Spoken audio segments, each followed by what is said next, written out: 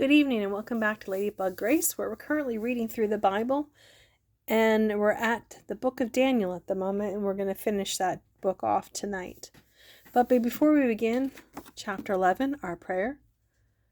Father, as I read and receive your word, may it deeply be rooted in me, so when difficulty comes, it will be your word that encourages and strengthens me. Amen. So we're going to begin chapter 11, Kings of the South and North. Now then, I will reveal the truth to you. 3 more Persian kings will reign, to be succeeded by a 4th far richer than the others. Using his wealth for political advantage, he will stir up everyone to war against the kingdom of Greece. Then a mighty king will rise to power who will rule a vast kingdom and accomplish everything he sets out to do. But at the height of his power, his kingdom will be broken apart and divided into 4 parts. It will not be ruled by the king's descendants, nor will the kingdom hold the authority it once had. For his empire will be uprooted and given to others. The king of the south will increase in power, but one of his king's own officials will become more powerful than he and will rule his kingdom with great strength. Some years later, an alliance will be formed between the king of the north and the king of the south. The daughter of the king of the south will be given in marriage to the king of the north to secure the alliance. But she will lose her influence over him, and so will her father. She will be given up along with her supporters. But when one of her relatives becomes king of the south, he will raise an army and enter the fortress of the king of the north and defeat him. When he returns again to Egypt, he will carry back their idols with him, along with priceless gold and silver dishes. For some years afterward, he will leave the king of the north alone. Later, the king of the north will invade the realm of the king of the south, but will soon return to his homeland. However, the sons of the king of the north will assemble a mighty army and will advance like a flood and carry the battle as far as the enemy's fortress. Then the king of the south, in great anger, will rally against the vast forces assembled by the king of the north and will defeat them. After the enemy army is swept away, the king of the south will be filled with pride and will have many thousands of his enemies killed. But his success will be short-lived. A few years later, the king of the north will return with a fully equipped army, far greater than the one he lost. At that time, there will be a general uprising against the king of the south. Lawless ones among your own people will join them in order to fulfill the vision. But they will not succeed. Then the king of the north will come and lay siege to a fortified city and capture it. The best troops of the south will not be able to stand in the face of the onslaught. The king of the north will march onwards unopposed. None will be able to stop him. He will pause in the glorious land of Israel, intent on destroying it. He will make plans to come with the might of his entire kingdom and will form an alliance with the king of the south. He will give him a daughter in marriage in order to overthrow the kingdom from within, but his plan will fail. After this, he will turn his attention to the coastal cities and conquer many. But a commander from another land will put an end to his insolence and will cause him to retreat in shame. He will take refuge in his own fortresses, but will stumble and fall, and he will be seen no more.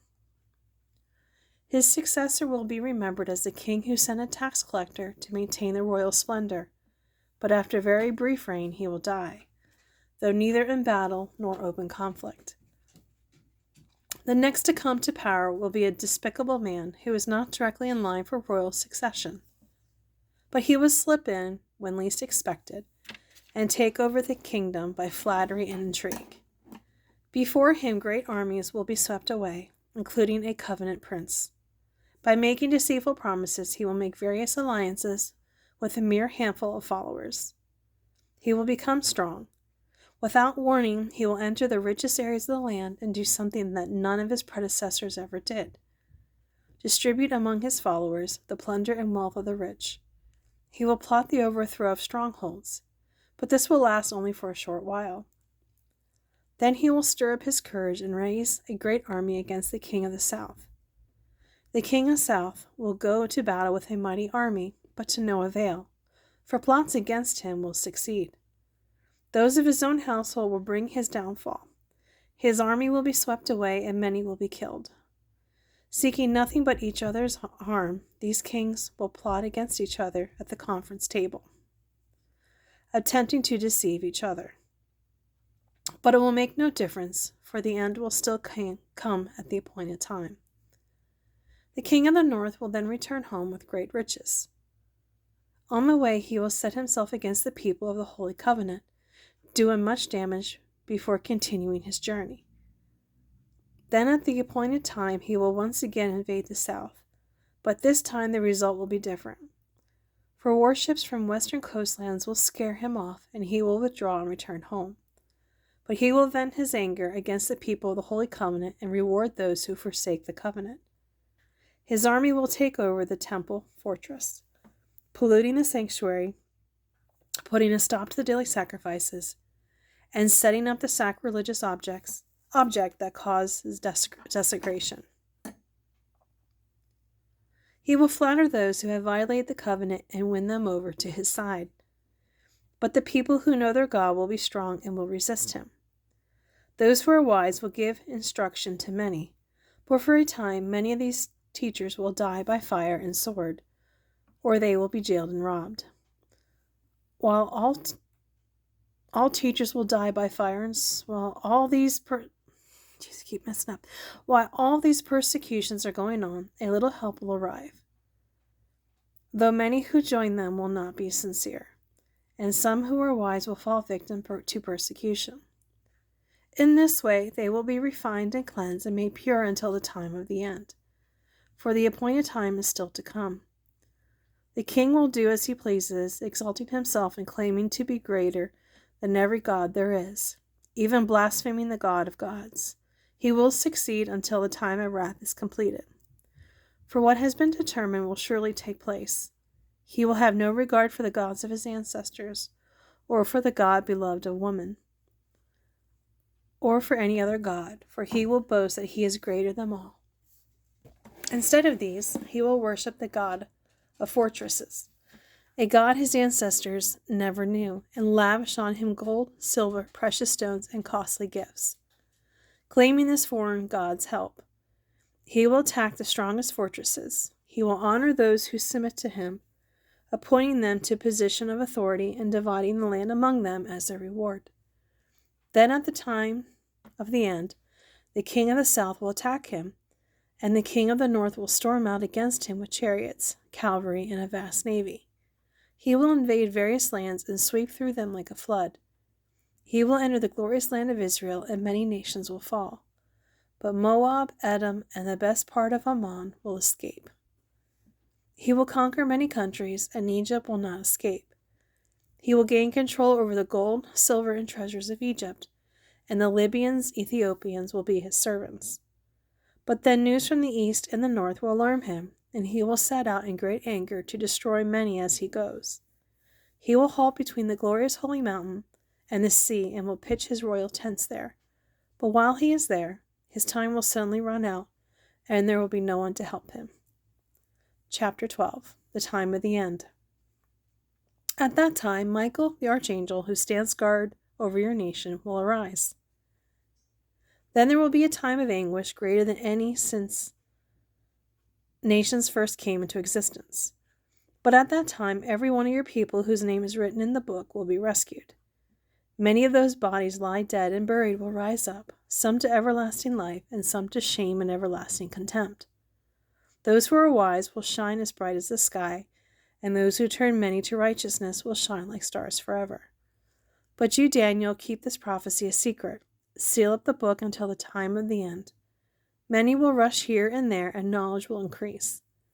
Then I, Daniel, looked and saw two others standing on opposite banks of the river.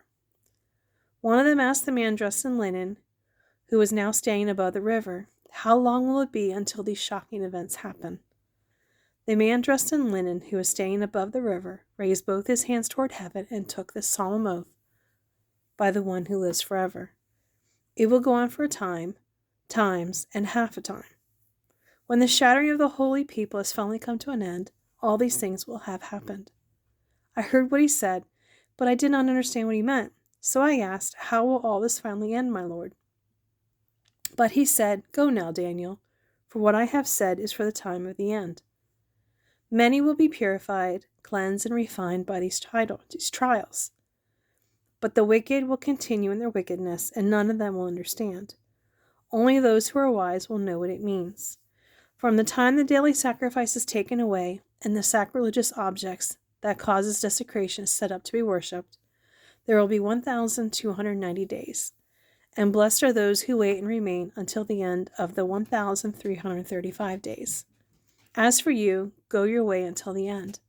You will rest, and then at the end of the days you will rise again to receive the inheritance set aside for you." I'm just making sure. Yeah, that is the end of Daniel. Now, as a recap, what Daniel is, the author is Daniel. The date was 6th century BC. The content was Daniel was carried off in captivity to Babylon as a young boy. Although he was a captive, he received an education and rose to a high position in the Babylonian and Persian governments. Because of his trust in God, he was subjected to extreme persecution. At one point, he was thrown to the lions. 3 of his countrymen also faced persecution. They were thrown into a furnace. They too survived by the power of God. The book deals with the many historical events of Daniel's day, but it also contains prophecies concerning the future. Daniel saw the great world empires that were to come. He also saw the power of God in Jesus Christ, who was to come and undo the evil of his world, ultimately to establish a kingdom of righteousness that would never fade away. The major theme of Daniel is God rules over the world. God rules over human events, directing the course of history to accomplish divine plans, working in and through the acts of people. Our 10 kingdoms rise and fall, but God remains forever. God's purpose remains forever as well, and it is God's determination to save people from their evil ways. Ultimately, evil will be overcome and good will triumph because that is God's decision and plan. Well, thank you for joining me as we go through the book of Daniel. Tomorrow we're going to begin the book of, I'm going to have to figure out how to say that, Hosea, I think, hopefully. I hope you're having a great day and a blessed day. And until tomorrow, bye.